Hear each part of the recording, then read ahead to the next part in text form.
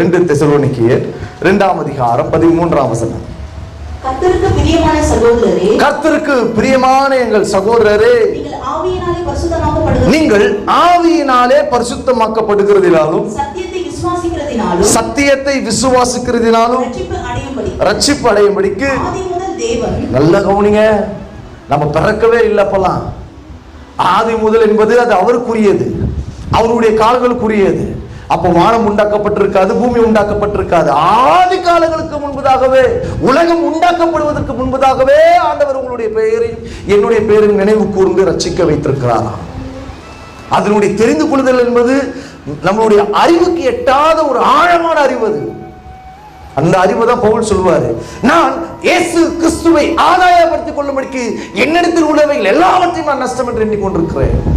ஏன் தெரியுமா? அந்த அறிவு எனக்கு வேணையா.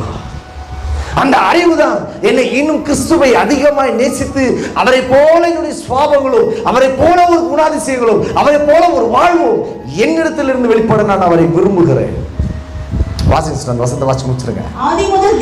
ஆதி முதல் தேவன் தெரிந்து கொண்டபடியினாலே பாருங்க, நாம் தெரிந்து கொண்டதனுடைய ஒரு நோக்கம் ஆதி காலம் முதலே எதற்காக தெரிந்து கொண்டார் என்று சொன்னால், நாம் பரிசுத்தமாக்கப்படுவதையே அவர் தெரிந்து வைத்திருக்கிறார். சொல்லுங்க, நீங்கள் பரிசுத்தம் உள்ளவர்களாய் வாழ வேண்டும் என்று சொல்லி ஆண்டவர் விரும்பி கொண்டிருக்கிறார். நீங்க பரிசுத்தமா இல்லாம சபைக்கு வந்த ஆண்டவர் ஏற்றுக்கொள்ள மாட்டாருன்னா கொஞ்ச நாள் வெயிட் பண்ணுவார். நல்லா கவனிங்க, கொஞ்ச நாள் நீ வர்றதுக்கு நீ பண்றத பண்ணிக்கிட்டே சொல்லி இருப்பார்.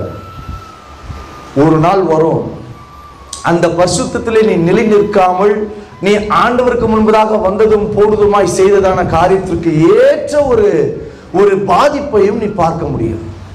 அதுக்குதான் வேதம் தெளிவா சொல்லுது, நம்மளுடைய பரிசுத்தத்தை நாம் பூரணப்படுத்தி கொண்டு பயபக்தியோடு ஆண்டவர் சமூகத்திலே நாம் வர வேண்டும் என்று சொல்லி வேதம் சொல்லுகிறது.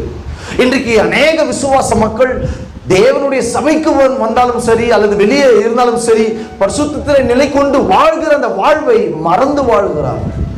இன்னும் சொல்ல போனா அதை ஒதுக்கிட்டு வாழ்றாங்க. எல்லாவற்றிலும் பரிசுத்தமா இருக்க வேண்டும் என்று வேதம் சொல்லுகிறது நமக்கு. அவர் எப்படி இருக்கிறாரு?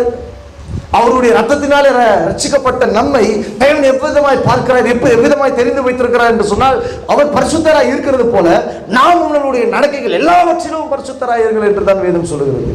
வாசிங்க, பேதுரு அழகா சொல்றாரு பாருங்க. 1 பேதுரு 1ஆம் அதிகாரம் 15-16. சீக்கிரம் வாசிங்க.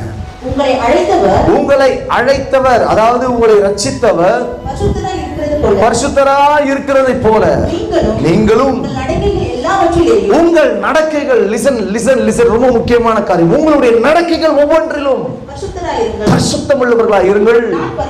நல்லா கவனிக்க, இப்ப கர்த்தர் விரும்புகிறார், நான் பரிசுத்தர் ஆகையால் நீங்களும் பரிசுத்தராய் இருங்கள் என்று வேதம் எழுதி இருக்கிறது. அல்லேலூயா. பாருங்க, பரிசுத்தம் என்பது ரொம்ப ரொம்ப மஸ்டான ஒரு காரியம். இன்றைக்கு எப்படி வேணாலும் பேசலாம், வாயை திறந்தா அபத்தமான பேச்சு. வாயில பரிசுத்தம் கிடையாது. வாயில பொய்யும் புரட்டுகளும் மற்றவர்களுக்கு விரோதமாய் பேசுகிற கபடு நாவுகளுமாய் மாறிக்கொண்டிருக்கிறது கர்த்தருடைய பிள்ளைகளுடைய வாய். தேவனை துதிக்கிறது என்பது அதுக்கு மாத்திரமே தேவன் உங்களை பரிசுத்தப்படுத்தி வைத்திருக்கிறார். தெளிவாய் வேதம் சொல்லுகிறது, கர்த்தரை நான் எக்காலத்திலும் துதிப்பேன். அவருடைய துதி வாயில சொல்லுங்களேன், வாயில சொல்லுங்களேன். வாய் இருக்கிறவங்க சொல்லுவாங்க, எப்போதும் என் வாயில இருந்து கொண்டே இருக்கும். இன்னொரு இடத்துல யாக்கோபு தெளிவா எழுதுகிறான், துதித்தலும் சபித்தலும் எப்படி ஒரே ஊற்றுகளில் இருந்து புறப்படுகிறது. ஒண்ணு ஆண்டவரை துதிச்சு பரிசுத்தமா பேசிக்கிட்டே, அநேக வார்த்தைகள் மற்றவர்களுக்கு நாம் பேசும்பொழுது அது ஔஷதமாய் வெளிப்பட வேண்டும் என்று வேதம் சொல்லுகிறது. ஆரோக்கியம் உள்ள நாவு நல்ல ஔஷதம். அது தேவனுடைய பரிசுத்தத்தை விளம்பும், தேவனுடைய நல்வார்த்தைகளை பேசும். தேவனுடைய வார்த்தை, தேவனுடைய வசனங்களை பேசுவதற்காக தேவனுடைய வாயை தேவன் பரிசுத்தப்படுத்தி வைத்திருக்கிறார். உன்னுடைய பேச்சுக்கள் ஒவ்வொன்றிலும் தேவனுடைய வார்த்தையும் தேவனுடைய நாமங்களும் அறிக்கை செய்கிற உன்னுடைய நாவு பரிசுத்தமாக்கப்பட்டது.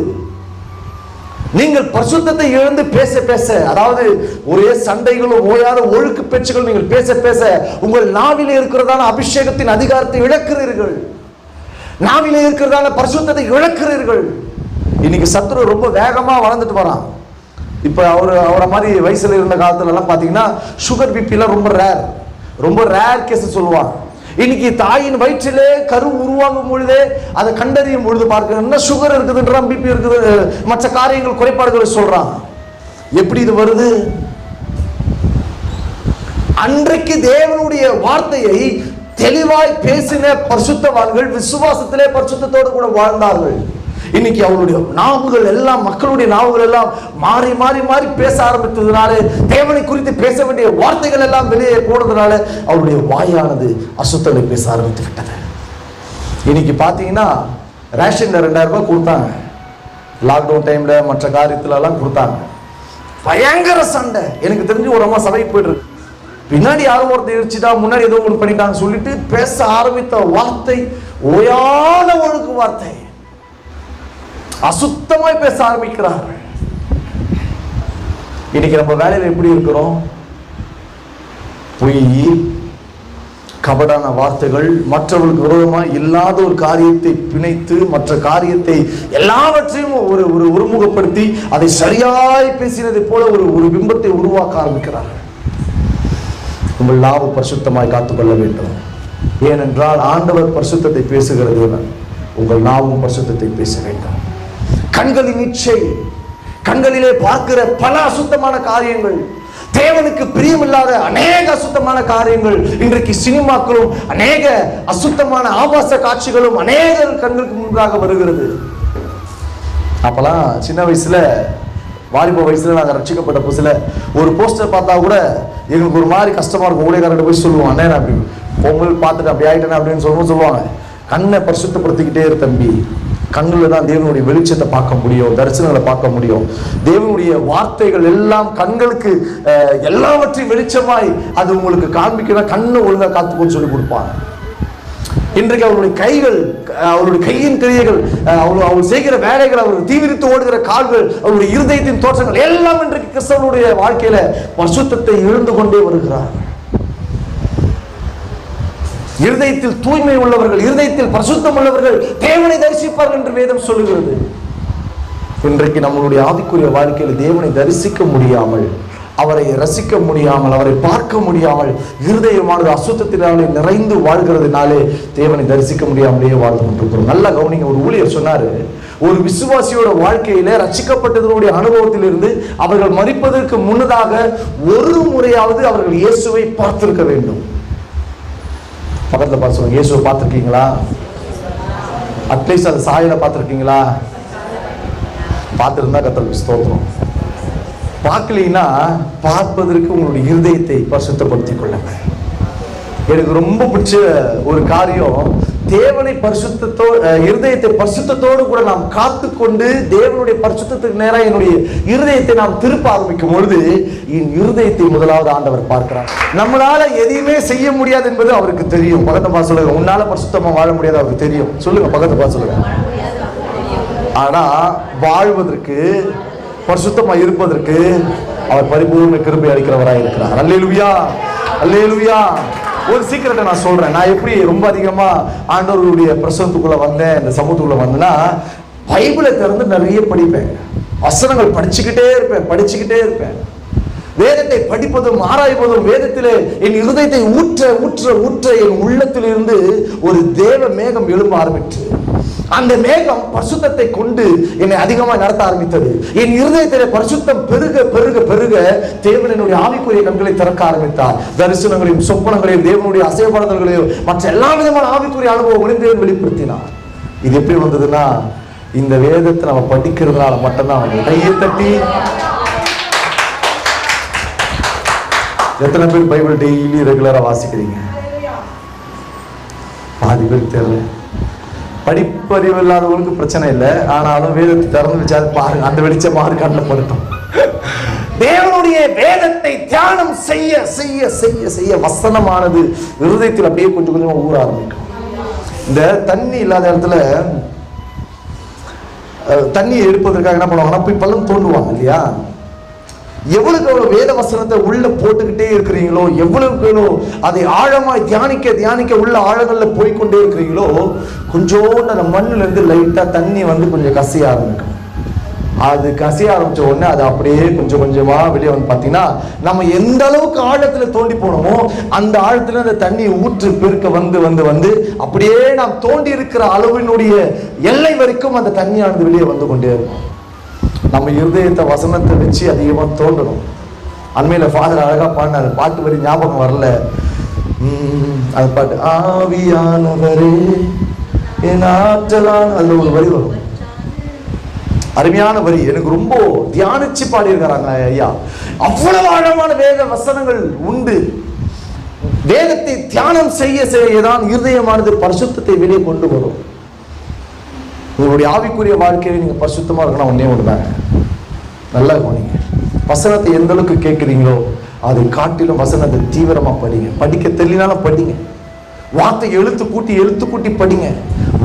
அந்த வார்த்தை அர்த்தம் தெரியலனாலும் படிச்சுக்கிட்டு போங்க. முதல்ல படிச்சுக்கிட்டு போங்க. படிக்க ஆரம்பிக்கும் பொழுதே ஆவியானவர்கிட்ட சொல்லுங்க, ஆண்டவரே வேதத்தை பார்க்கும்படிக்கு, வேதத்தின் ஆழங்களை அறியும்படிக்கு என் கண்களை திறந்தரலும், என் இருதயத்தை திறந்தரலும் என்று சொல்லி வேதத்தை படிக்க படிக்க படிக்க உங்களுடைய ஆவிக்குரிய ஊற்றுக்கள் திறக்கப்பட ஆரம்பிக்கும் பொழுது தேவனுடைய வெளிச்சம் உங்களுக்குள்ள இருந்து பிரகாசிக்க ஆரம்பிக்கும். அதுல இருந்துதான் பரிசுத்தத்துடைய முதல் துவக்கமே ஆரம்பிக்கும். நீங்க நல்ல ஒரு வேத வாசிச்சுட்டு இருக்கிற ஒரு அனுபவத்துல இருந்தீங்கன்னா நான் சொல்றது ஒண்ணு நடக்கும். ரெகுலரா வேதம் வாசிக்கிறவங்க திடீர்னு வேதம் வாசிக்க முடியாம ஒரு 2-3 நாள் அப்படி போய் பாருங்க, உங்களுடைய சரீரமானது ஒரு செத்த ஒரு பாடி மாதிரி ஏதோ ஒரு இழந்துட்டா மாதிரி ஒரு ஃபீல் இருக்கும். வசனத்தை ஒரு 3 நாளா 4 நாளா பார்க்காம படிக்காம பைபிளை தொடாம இருந்துட்டு நீங்க போயிட்டு வாங்களேன், எதுலையுமே ஒரு நிறைவு இருக்காது. ஒரு வெறுமையை பார்த்துக்கிட்டே இருப்பீங்க. ஏதோ ஒரு தேவனோடு கூட நாம் இருக்கிற ஒரு ஏதோ ஒரு கனெக்ஷன், கட்டான ஒரு ஃபீலை வந்து உங்களால் உணர முடியும். பல பேருடைய வாழ்க்கை நான் பார்க்கிறேன், பல பேருடைய வாழ்க்கையில இந்த வேத வசனத்தோடு கூட இருக்கிற அந்த தொடர்பு அவர்களுக்குள் இல்லாதபடிக்கு அது துண்டிக்கப்பட்டிருக்கிறது. இன்னும் கடைசி காலத்துல எப்படி ஆயிடுச்சுன்னா, வேதத்தையே எடுத்துட்டு வர கூட சில விசுவாசிகள் சங்கடப்படுறாங்க. வேதத்தை சுமக்கிறதுக்கு ஒரு மாதிரி ஒரு மாதிரி தான் தயக்கம் காட்டுறாங்க. அன்னைக்கு நான் பார்த்தேன், சின்ன வயசுல பாப்பா மாதிரி இருக்கும்போது ஒயிட் அண்ட் ஒயிட்ல போவாங்க, எல்லாம் பைபிள் இப்படி வச்சுன்னு போவாங்க. இன்னைக்கு எத்தனை பேர் கையில பைபிள் இருக்குதுன்னு கேட்டா பாதி பேர் கைது தூக்க மாட்டீங்க. ஏன்னா எல்லாம் செல்போன் தான் வந்துச்சையா அப்படின்ற அளவுக்கு மாறிட்டீங்க. வேதத்தை சுமக்க சுமக்க படிக்க படிக்க இருதயத்துல பரிசுத்தம் பெருகி கொண்டே இருக்கும். இன்னொரு ரகசியத்தை சொல்றேன், எவ்வளவுக்கு நாம் வேதத்தை தியானிக்க ஆரம்பிக்கிறோமோ அல்லது படிக்க ஆரம்பிக்கிறோமோ இயேசுவை கண்ணார காணவும் அவரை அறிந்து கொள்ளவும் முடியும். கையை தட்டி. பெரிய பிரசங்கிமார்கள் பேசுகிற பிரசங்கங்கள் எல்லாம் ஏன் அவ்வளவு நல்லா இருக்கு, அவ்வளவு இனிமையா இருக்கு, ஏன் நம்ம ஆவி உயிர்ப்பிக்கப்படுகிறது என்று சொன்னால் அவங்க தெரிஞ்சுக்கிட்டாங்க ஒன்னே ஒண்ணு, இயேசுவை நான் இதுலதான் முதல்ல பார்த்தேன். அல்லேலூயா, அல்லேலூயா, அல்லேலூயா. வேதத்தை தியானிக்கிற ஒரு அனுபவம் தான் நம்மை பரிசுத்தவானாய் மாற்றும். ஒரு முறை ஒரு ஊழியர் சொன்னாரு, எனக்கு தெரியல, ஒருத்தர் சொன்னா நான் கேட்டேன், பரலோகத்துல நம்ம போய் நிக்கிறோம்னு வைங்களேன், உள்ள நம்மள என்ட்ரன்ஸ்ல நம்மள உள்ள சேர்க்கும் போது நம்மள ஸ்கேன் பண்ணுவாங்களாம். இதெல்லாம் பைபிள்ல இருக்கிறதெல்லாம் கேட்காதீங்க, ஒருத்தர் சொன்ன தகவல் உங்களுக்கு சொல்றேன், நீங்க அண்டர்ஸ்டாண்ட் ஆகும், அப்ப புரியும். ஒரு என்ட்ரன்ஸ் வருதா, அந்த என்ட்ரன்ஸ்ல உள்ள வருகிறவர்களை அப்படியே ஸ்கேன் பண்ணும்போது பாத்தீங்கன்னா இருதயத்துல வார்த்தை இருக்குதா இல்லையான்னு பார்த்துட்டு தான் உள்ளே அனுமதிப்பாங்க. அந்த அளவுக்கு பரலோகமே இருதயத்திலே கர்த்தருடைய வார்த்தை எழுத்துக்கள் இருக்க வேண்டும் என்று விரும்புகிறதா. ஒருத்தர் சொன்னார், சின்ன அப்போ வாலிப வயசு எனக்கு சொன்னார், இன்னைக்கும் நான் அதெல்லாம் மறக்காம வச்சுட்டு இருக்கிறேன். வேதத்தை நாம் படிக்கிற வசனங்களை இருதயத்திலே நாம் ரொப்பி வைக்கிறது, நிரப்பி வைக்கிறது தான் நம்மளுடைய ஆவிக்குரிய வாழ்க்கையில சரியாய் தேவனோடு கூட போய் சேருவதற்கும் அவருடைய வருகைக்கு நாம் ஆயத்தப்பட்டு காத்திருப்பதற்கும் இதுதான் ஒரு ஊன்றுகோலாய் இருக்கிறது. பரிசுத்தம் என்பது வேதத்தில் இருக்கு. நீங்க பரிசுத்தமா ஆகணும்னா வேதத்தை முறையா படிச்சுக்கிட்டே இருக்கு. காலையில எழுந்த உடனே வேதத்தை உட்காந்து தியானம் பண்ணுங்க. நல்ல ஒரு டீ சாப்பிட்டுட்டு வேதத்தை பிரிச்சுட்டு அட்லீஸ்ட் ஒரு 5 அதிகாரமாவது காலையில படிச்சிருங்க. போய் வந்துட்டு ஃப்ரீயா இருக்கும்போது ஈவினிங் உட்காந்து பைபிள் படிச்சுட்டு படுங்க, தப்பே கிடையாது. இது உங்களை பரிசுத்தத்திலே கூட்டி உங்களை அதிகமாக உங்களுடைய ஆண்டவர் சமூகத்தை நெருக்கி சேர்த்து கொண்டே இருக்கும். இந்த வேத வசனம் உங்களுக்குள்ள இருக்குன்னா உலகத்துல வர பல சவால்களை உங்களால் ஆவியில நிதானிக்க முடியும். பல சவாலான காரியங்களை செய்வதற்கு வசனம் உங்களுக்கு தூண்டுகோலாக இருக்கும். பல நேரத்தில் வெளிப்பாடுகளாக இருக்கும். சில இடத்துக்குலாம் நாங்கள் போறதுக்கு நாங்கள் ஜோம் பண்ணிட்டு இருப்போம், வசனத்தை இருதயத்திலிருந்து ஒரு சப்தமா இருதயத்திலிருந்து துணிக்க ஆரம்பிக்கும். அல்லது ஒரு வசனம் நிறைந்த ஒரு பாடல் ராகம் எழும்பும் எங்கள் இருதயத்தில் இருந்து. அப்படி தெரிஞ்சுப்போம் கர்த்தர் இதை சொல்லியிருக்கிறோம், இதை போய் செய்வோம் என்று சொல்லி. இந்த அனுபவம் உங்களுக்கு தேவை. தெரிந்து கொள்ளப்பட்டவனுடைய வாழ்க்கையில கர்த்தருடைய வார்த்தை, வெளிச்சம், கர்த்தருடைய பரிசுத்தம், இதெல்லாம் ஒவ்வொரு நாளும் அன்றாடம் வாழ்க்கையில ஒவ்வொரு காரியத்திலும் இடைப்பட்டு கொண்டே இருக்க வேண்டும். நம்ம இருதயத்துல பரிசுத்தம் இடைப்படாம வேற ஏதாவது இருந்ததுன்னா நம்மளுடைய ஸ்பிரிச்சுவல் லைஃப்ல ஏதோ ஒரு கோளாறுல மாட்டிட்டு இருக்கோம்னு அர்த்தம். இன்னொன்னு சொல்லிடுறேன், நீங்கள் எந்த அளவுக்கு உங்களை பரிசுத்தப்படுத்திக் கொண்டே இருக்கிறீங்களோ அந்த அளவுக்கு உங்களை விட்டு வியாதி அகன்று போகும். நான் சொல்றது சத்தியம். எந்த அளவுக்கு பரிசுத்தத்தில் நீங்கள் நிலை தோங்கி நிற்க ஆரம்பிக்கிறீர்களோ உங்களுக்கு விரோதமாய் வருகிற சகல வியாதிகளையும் கர்த்தர் உங்களை விட்டு அகற்றி போடுவான். சகல விதமான பாடுகளையும் உங்களை விட்டு அகற்றி போடுவான். உங்களுக்கு தேவையில்லாத பலகீனங்கள், தேவையில்லாத அசுத்த கிரியைகள், சாத்தானுடைய வல்லமைகள் ஒன்றும் ஒரு நாள் மேற்கொள்ளாதபடிக்கு இந்த பரிசுத்தம் அவளை ஜெயித்துக் கொண்டே இருக்கும். காரணம், நீங்கள் பரிசுத்தமாக்கப்பட்ட தேவனுடைய தெரிந்து கொள்ளுதலின் சந்ததி. இன்றைக்கு அநேக கிறிஸ்தவர்களுடைய வாழ்க்கையில ஏன் நாங்க போய் ஜெபிக்கிற ஒவ்வொரு சபைகளிலும் நிறைய ஜனங்கள் ஜெபம் பண்ணுவாங்க. ஜெபிக்கும் போது சொல்லுவாங்க, ஐயா எங்களுக்கு இந்த பிரச்சனை இருக்குதியா, அந்த பிரச்சனை இருக்குதியா, இது இருக்குதியா, அது இருக்குதியா, என்னையா பண்றதுன்னு கையை வச்சோன்னு தெரியும், தேவ சமூகம் தெரியும். இவங்களுக்கும் ஆண்டவருக்கும் தொடர்பே இருக்காது, ஆனா பிரச்சனையில சிக்கிட்டு இருப்பாங்க. ஒரே நாள் நம்ம சொல்லிட்டு வந்துட்டு சபையில ஒரு தேவையில்ல பிரச்சனை வந்துருன்றத நாங்கள் வாய் திறக்காம ஆண்டவரே கிருபையா இறங்கி ஒரு விஷயத்தை செஞ்சுட்டு சொல்லிட்டு வந்துருவோம். ஆனால் பல பேரோட ஆவிக்குரிய வாழ்க்கையில இன்னமும் தேவனை நெருங்கி சேர வேண்டிய அந்த பரிசுத்தத்தை விட்டு அநேகர் வாழ்ந்து கொண்டிருக்கிறார். பரிசுத்தம் ரொம்ப முக்கியம். அடுத்தது ஒன்று சொல்லிடுறேன், இன்னைக்கு கம்யூனியன் இருக்கிறதா அதை சொல்லிடுறேன். பரிசுத்தம் இல்லாம, காத்திருப்பு இல்லாம தெரிந்து எடுப்பதற்கு கொஞ்சம் தயக்கம் காட்டுங்க. ஒண்ணு ஆண்டு சமூகத்தை ஒப்புரவாயிட்டு பரிசுத்தமாயிட்டு உள்ள வந்துருங்க. பரிசுத்தம் பண்ணிக்கொள்ளாமல் காத்திருக்க முடியாமல் அல்லது திருவிருந்தை ஒரு சடங்காச்சாரங்களை போல நீங்க நினைச்சிட்டு வந்தீங்கன்னா ஃபியூச்சர்ல பின்னாடி பெரிய பாதிப்புகளை நீங்க சந்திக்க வேண்டியதாக மாறிவிடும். உங்கள் இருதயத்தை பரிசுத்தம் பண்ணி கொண்டு முடிஞ்ச வரைக்கும் உங்களுடைய பாவரிக்கை தேவ சமூகத்தை தெரியப்படுத்துங்க. ஆண்டவரிடத்துல ஒப்புரவாகுங்க. ஆண்டவர்கிட்ட சொல்லுங்க, விட முடியாத பாவக்கிரியைகளை விட்டு விலகி விட ஆண்டவரிடத்துல தயவையும் இரக்கத்தையும் ஈவையும் கேட்டு வாங்குங்க. பரிசுத்தத்தை நோக்கி நடங்க.